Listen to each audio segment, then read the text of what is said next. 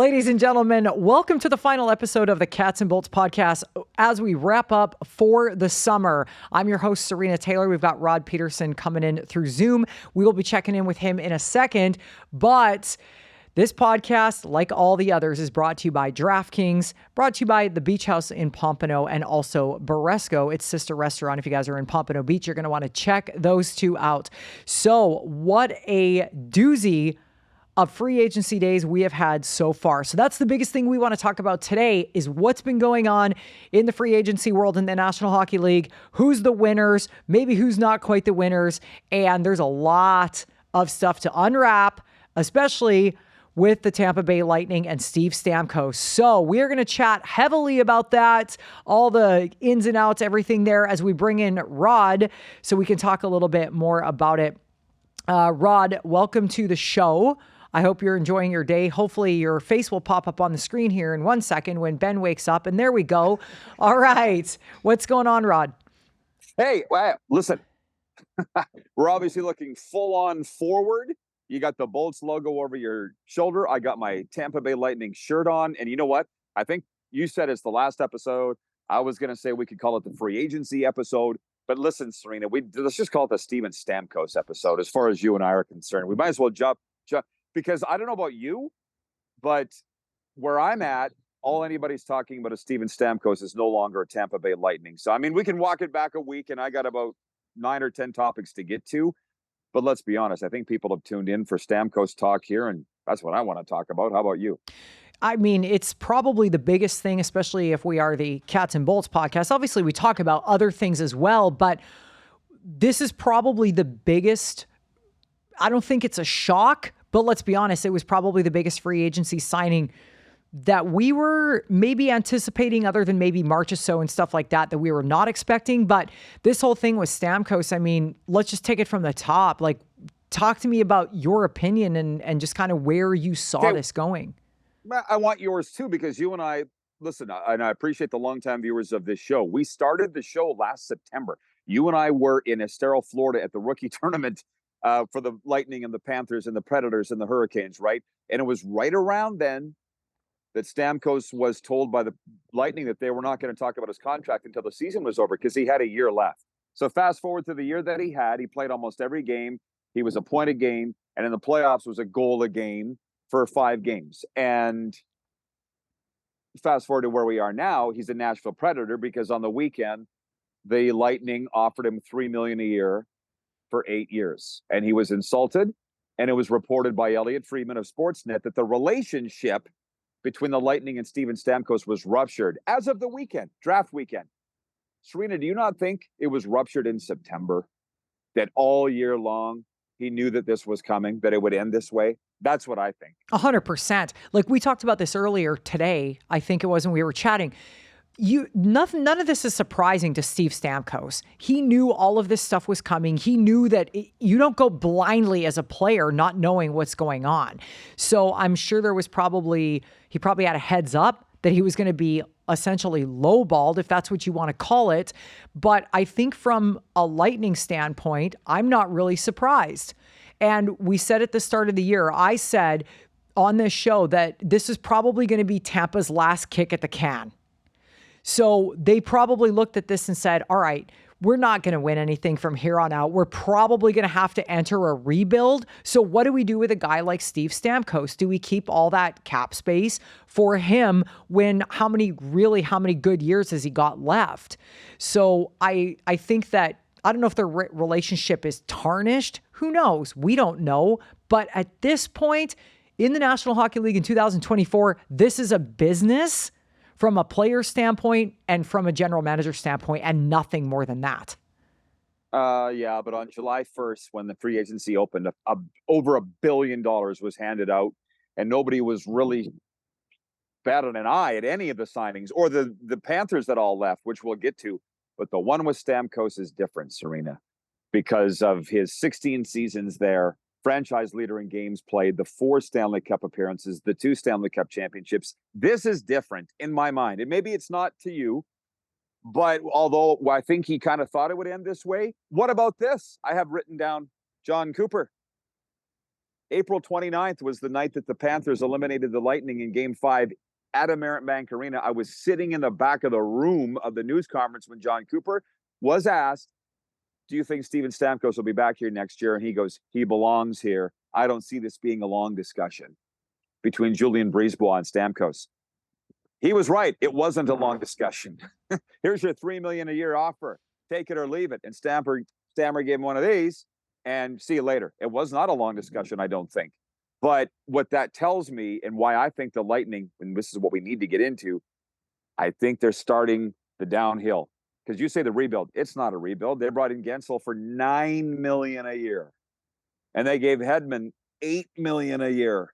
Those aren't rebuilding pieces. They're trying to reload and just shave 10 years off their star player with Stamkos. And I'm seeing that somebody is trying to twist the narrative on the history of Steven Stamkos. People are saying, oh, last year he sucked, hold all his points in the power play. They had the #1 power play in the National Hockey. Steven Stamkos still has gas, and Nashville gave it to him. So for whatever reason, Brisebois doesn't want him there, and I don't know why that is. But my point is they're trying to sully the reputation of Stamkos, and I think John Cooper, probably if you asked him, because where's he been since April 29? Nobody's seen him. He's at his cabin in Idaho. He was not consulted clearly by Brisebois on this move, getting rid of Stamkos, because he thought he'd be back. He wants him back. And that tells me that's a fractured organization, because I don't think the Panthers operate this way.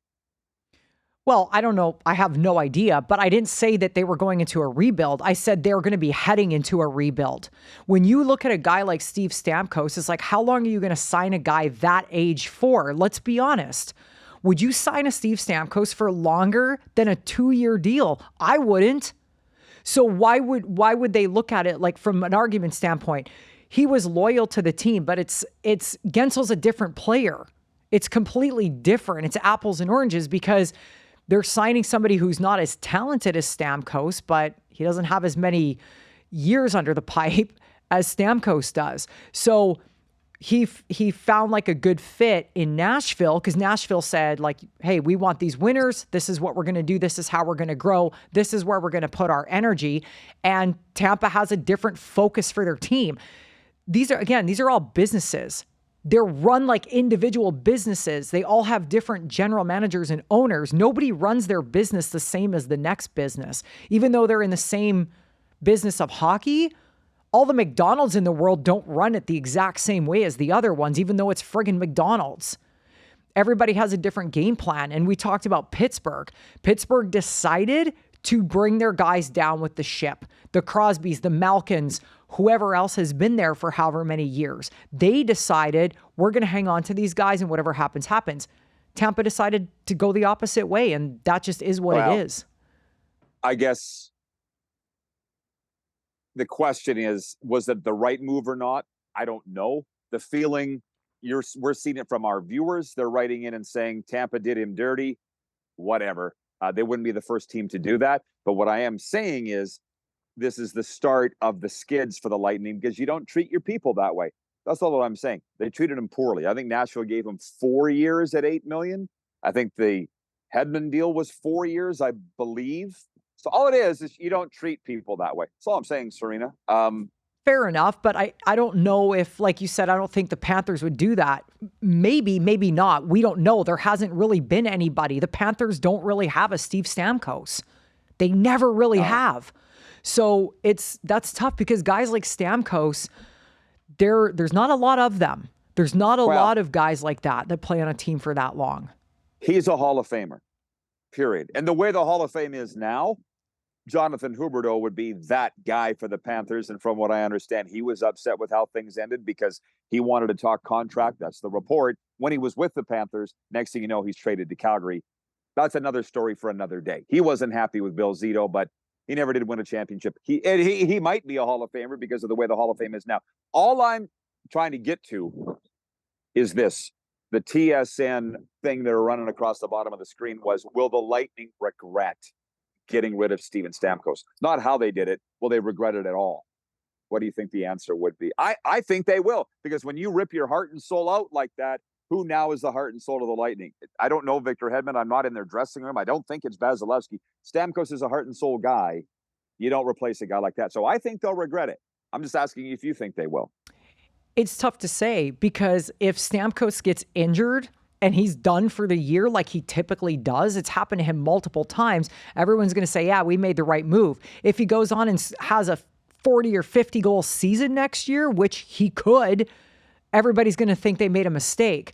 I think it's going to be all on Stamkos. Like, I do agree he's a heart and soul guy, but I think that if they have to ask the question, it's because they don't know the answer to that, and only time will tell who's actually right on this.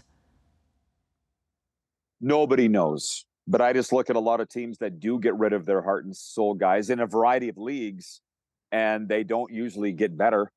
When you get rid of your heart and soul, you lose your heart and soul. It's a quote I've been saying all week. But so anyways, we'll see. I'm ready to move on from this topic, and thank you for engaging me and for the viewers for watching. But to the Panthers, I get a kick out of this. They have the Stanley Cup parade. I've heard various numbers between 250,000 and 300,000 showing up. Wow, I don't know what's going on here, but maybe there's a parade here. But it's like within a day, Brandon Montour's gone to Seattle, big ticket, $7 million a year. Ryan Lomberg's gone to the Flames, 2 years, $4 million contract, $2 million per year. Anthony Stolar has gone to the Leafs, which I believe they're overpaying, but that's the Leafs. People don't even really seem that upset.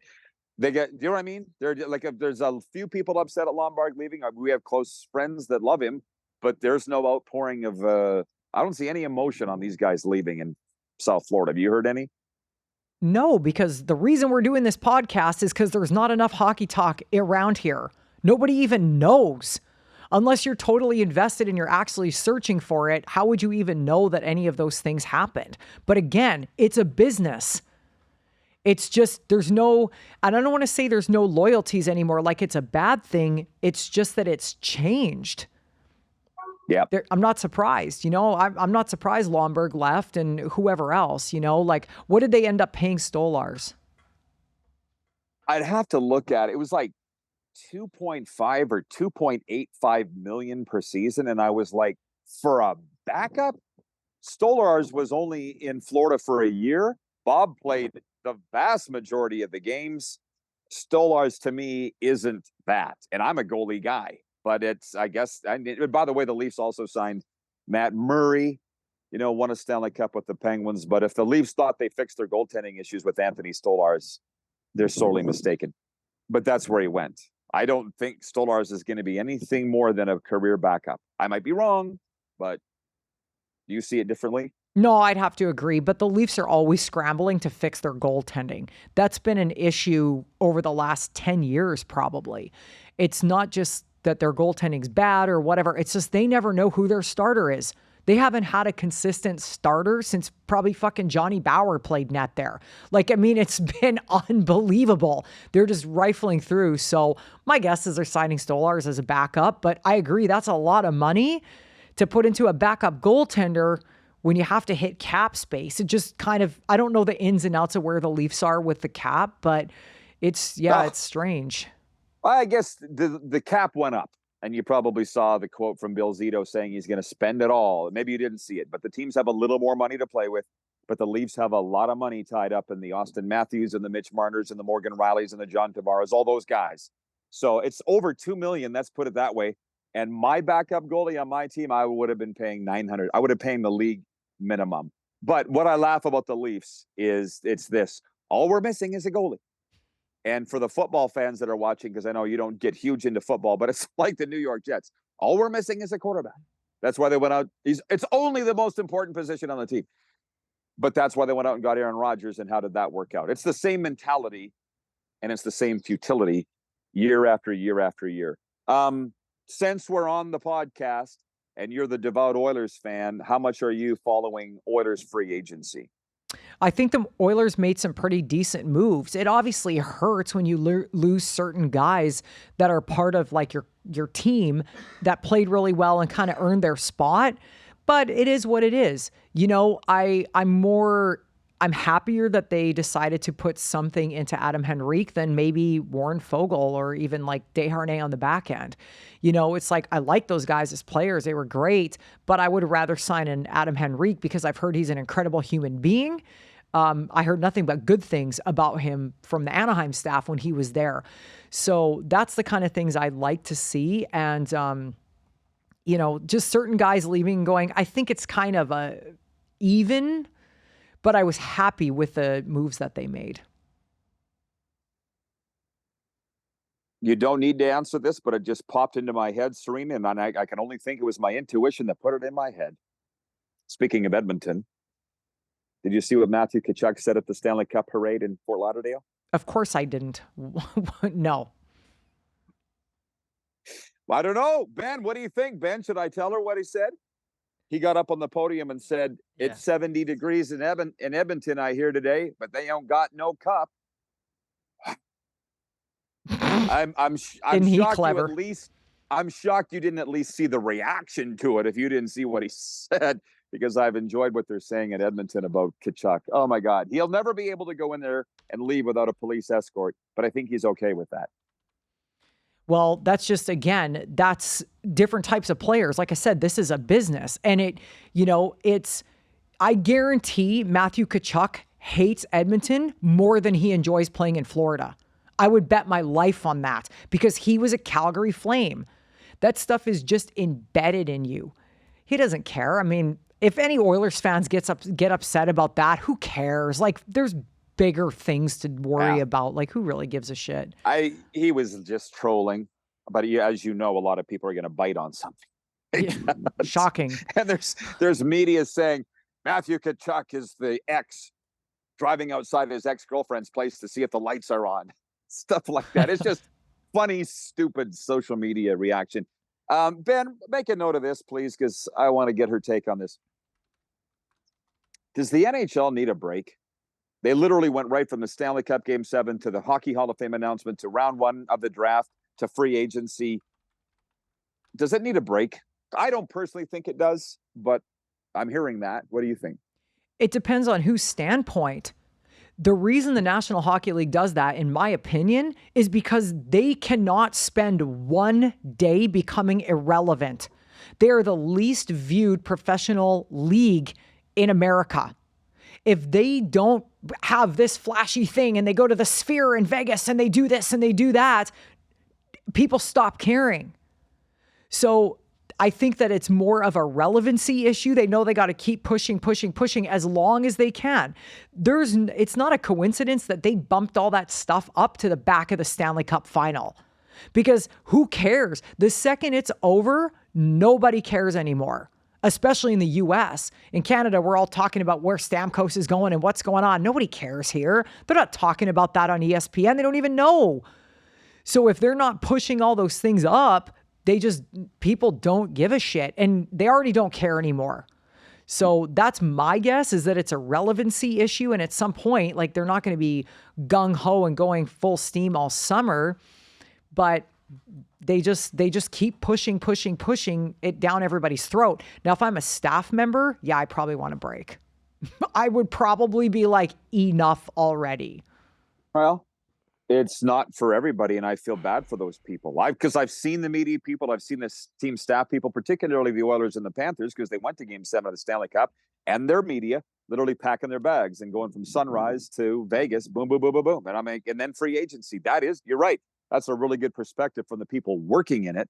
But as far as the fans go, I mean, you can turn it on or off as much as you want. I mean, the one thing is, I do have Lightning fans and some Panther fans that are writing our social media channels about Stamkos, because they want the talk, they want the coverage, they want the analysis. As you said off the top of the show, there isn't a ton of it. That's why we started this show in the first place, and you and I are more than happy to talk about it. But I will say this to the people. Number one, the Panthers fans, they get triggered and write in. Number one, Sarina doesn't even see it, and I don't even tell her. Number two, if you are a dyed-in-the-wool season ticket holder for 30 years with the Panthers, Sarina's not talking about you. She's talking about the bandwagon people that fill the rink on the playoff run that we didn't see all year in the regular season. That's all that she's saying. All right. So stand down on that. And number three, just with my friends in Canada. Okay, I'll spill the beans. And Sarina says, you already know that I'm in Canada right now. It's beautiful in the summer.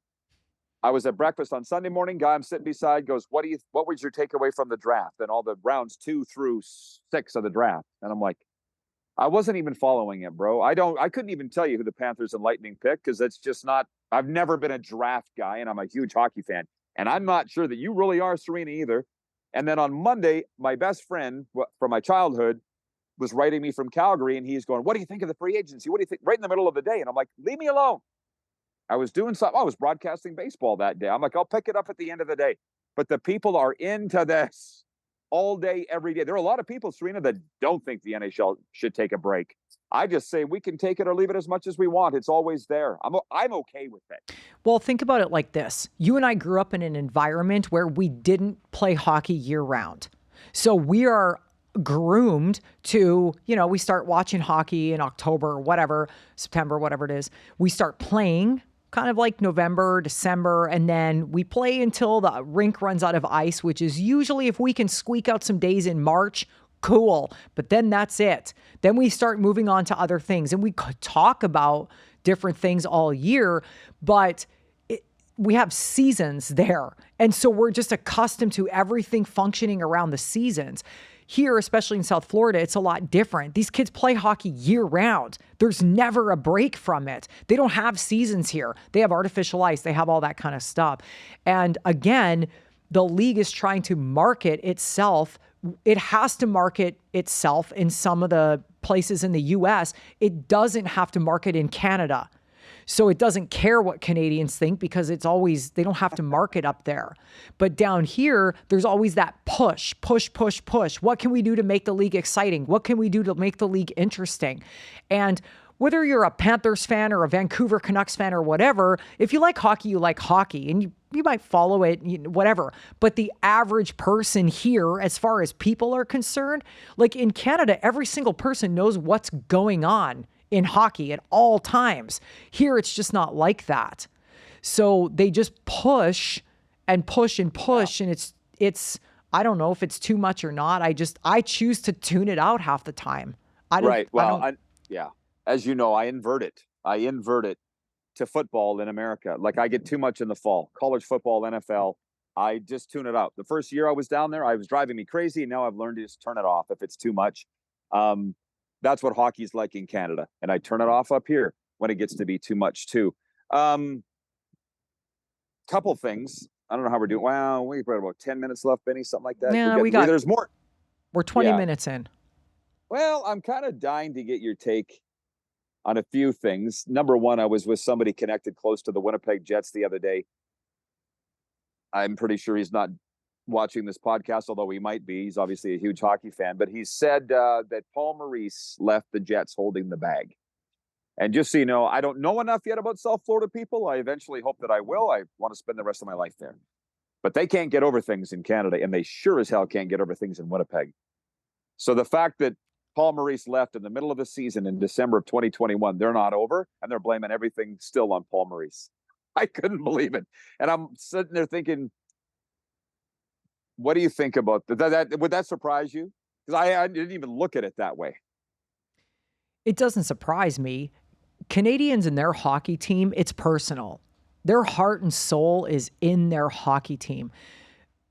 But on the flip side, Winnipeg will blame everybody for everything. It's never their fault. It's like left them, Paul Maurice left them hold. Listen, what Paul Maurice did leaving them in the middle of the season was unconventional, but it doesn't mean it was wrong. He did what he had to do. And at the time, I remember all of us talking. This was long before the Panthers were even on his radar. All of us talking, saying, can you imagine coaching that group of prima donnas? The Scheifele's and all those, what a gong show. I'd be out of there too. I wouldn't want to coach those idiots. They're not coachable. So he left. That's what we were saying. I'm not putting words in his mouth. So all of a sudden now that Winnipeg shit the bed, once again, it's Paul Maurice's fault. Give me a friggin' break. That's typical Winnipeg, though. I'm not surprised at all. They can jump down my throat for that, but like, you have to be joking me. I can't believe somebody would even entertain that thought. Give me a break. Well, people rarely would look at it this way, but I'm going to tell you, it took a lot of balls for Paul Maurice to do that, given what people were going to say, what they were going to think, maybe what his legacy would be in Winnipeg. It's like leaving a bad marriage. He was like, this isn't getting better. I'm out. I've learned it in the recovery business. There's a difference between quitting and walking away. Paul walked away, and he was also willing to never coach again. And he's been on record as saying that. Now, I've, as you see, not brought up the Stanley Cup final, not brought up Game 7, but I'll guarantee you, you didn't see the interview because you weren't near a television after it was over. Paul Maurice, while on the ice with the host Kyle Bukauskas, this Hockey Night in Canada, says, oh, one more thing. If I could have one thing, I would like for the Winnipeg Jets to be the next team to win the Stanley Cup. Now, you understand, all of Canada was watching. All of Canada, including me, were like, and I had people writing me going, I thought he was trolling. And I'm like, was he serious? And they're like, there's no way he's that good of a guy. I mean, that's pretty amazing. Rod, did you know that he said that? What has come out of his mouth that has not been PR related in the last 2 months? Everything that comes out of that guy's mouth is PR. That's all it's about for him is PR. Or swears.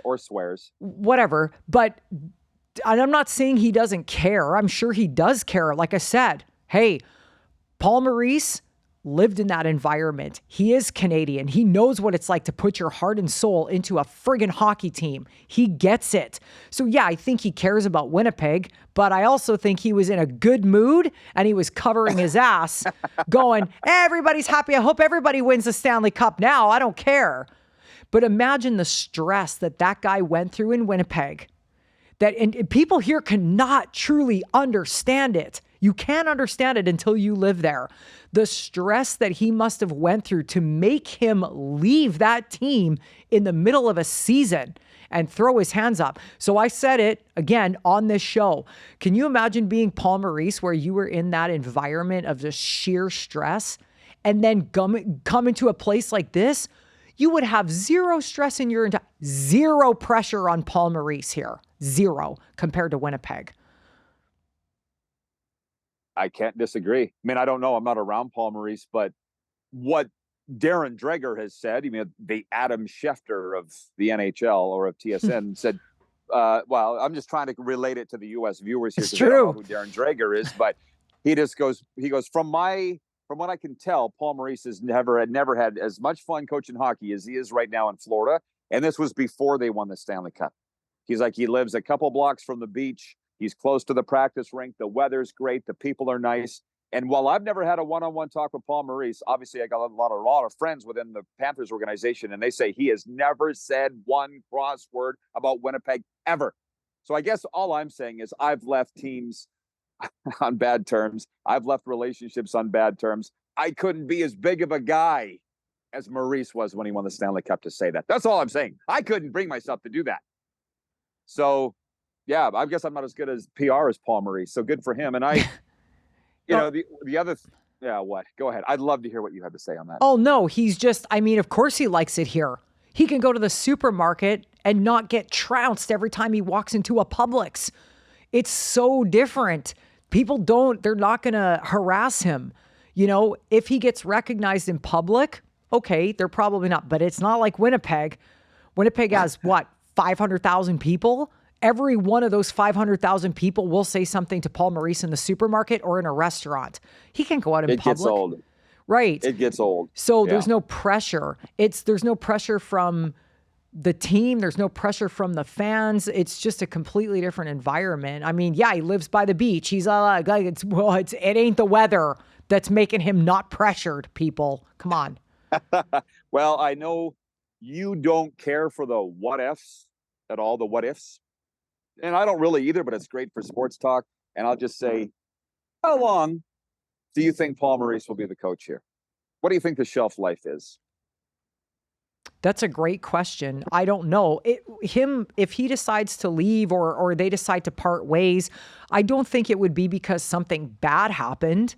It would be either his decision. Maybe he wants to retire, or I can see him being here for a couple more years, but I don't see this being a super long-term thing. I don't see it being like a John Cooper in Tampa type situation, but you never know. I don't know.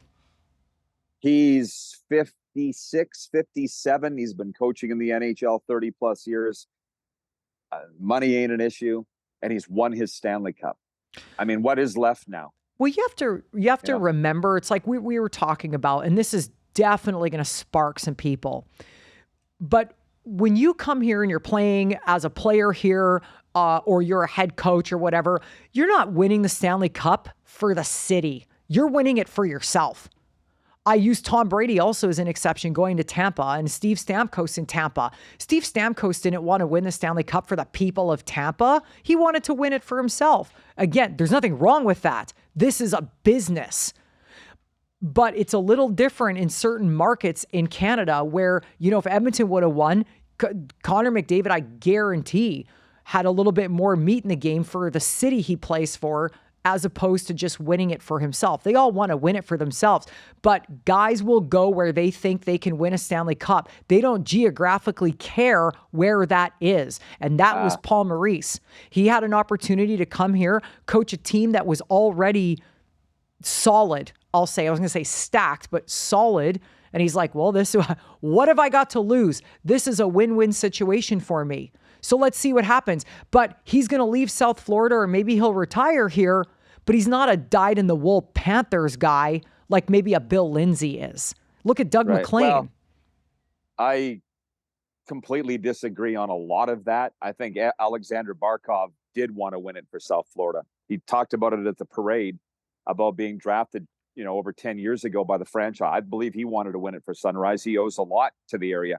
And you don't go somewhere, you will go somewhere to win? Do you think Brandon Montour went to Seattle to win a Stanley Cup? He went there for $7 million a year. So, and when Connor McDavid, had they won, his day with the Cup's going to be in Toronto, not Edmonton. That's what I think. So that's just my read on it. But some players win it for themselves. Some win it for the market. Most win it for themselves. But I'm saying some are still winning it for the market. Bob, judging by his emotion at the podium, at the parade, guys like that. Tkachuk, probably not. But I also do think he really does love playing in South Florida. But I think you're right. He hates Edmonton more. But that's fine. That's the kind of guy that he is. I'd be disappointed if he didn't. So that's all I had. Do you have anything else before we wrap it up? Well, I think the thing with a guy like Bob, I'm telling you right now, that was sheer relief coming out of him. The relief that guy, he had so much, there was a lot of anger around his contract and around whether or not he deserved it and all of those kinds of things. And imagine how good he played last year in the whole playoffs and he didn't win. And it's like, what more can I do? There's nothing more he could have done. So there was a lot of relief there. But a guy like Paul Maurice, like I said, he's coming here because he thinks he has an opportunity to win. Brandon Montour is a different example. Paul Maurice left and wasn't working and had the opportunity to come here. Steve Stamkos could have stayed in Tampa and chose not to because he's got a better opportunity to win in Nashville and is going to get more money or whatever. So yeah, and again, I'm not saying it's wrong. These guys playing for themselves, it's a business. I don't blame anybody. It's just, it is what it is. We're circling around on the same thing. Nobody's in it for team anymore. Yeah. Is kind of what you're saying, but you and I understand that. And by the way, I do not want to end this on a bad note. However, something else popped into my head. I had written down, how will this change or how will this affect hockey in South Florida? And I asked Randy Moeller that on my other show. I asked Billy that. I've asked various people that. I was hoping that it would, and I asked Billy on this show last week, I was hoping it would release the chip on the people's shoulder, Panthers fans, but I don't think it has. And I will find a positive note to end this on, but this ain't it. People were upset that the Panthers weren't, the fans, number one, not all of them, but a lot, were upset that Bobrovsky didn't win the Vezina. And I'm like, literally, who cares? I don't even know who won the GM of the award. I don't care because they won the Stanley Cup. There's no bigger Bob fan than me other than his own family. And I didn't care that the Winnipeg goalie won it. That's one. Who cares? And two, they were upset. I saw this all night Friday why the teams drafting round one in Vegas at the draft weren't congratulating the Panthers for winning the Stanley Cup. I could go really far on how wrong it is. That's wrong. Who cares? We want to be congratulated. Honor us. You got the trophy. Who cares? And I don't think the rest of the NHL has a problem with Florida. They hated Vegas. I know that for a fact, but I don't hear anything bad about the Panthers from other teams. Not at all. Why do they care? Are you asking me? I have no idea. I've said this and I get roasted every time I say it. It's okay. It's the whole like, we do have fans. We do have this. We are big fans. We have been season tickets. So what? Why do you have to go around trying to prove that? No one cares. Nobody gives. Just the rest of the North America is like, they make fun of like, oh, there's hockey in Florida. And it's like, well, I mean, people like, and I, for the record, have defended the Panthers fans, believe it or not. They're like, oh, there's all these empty seats behind the thing. I'm like, it's a certain like luxury suite thing where they can go up and get food. It's not that the seats aren't sold. It's that the people are up getting food and they're not in their seat and they can't return to their seat until the play stops. Like, come on. But they get super butthurt about that because they've been hearing about it for years. And just because they won, it doesn't necessarily mean it's going to change people's viewpoint. And I think they know that. And I think that's why they're upset.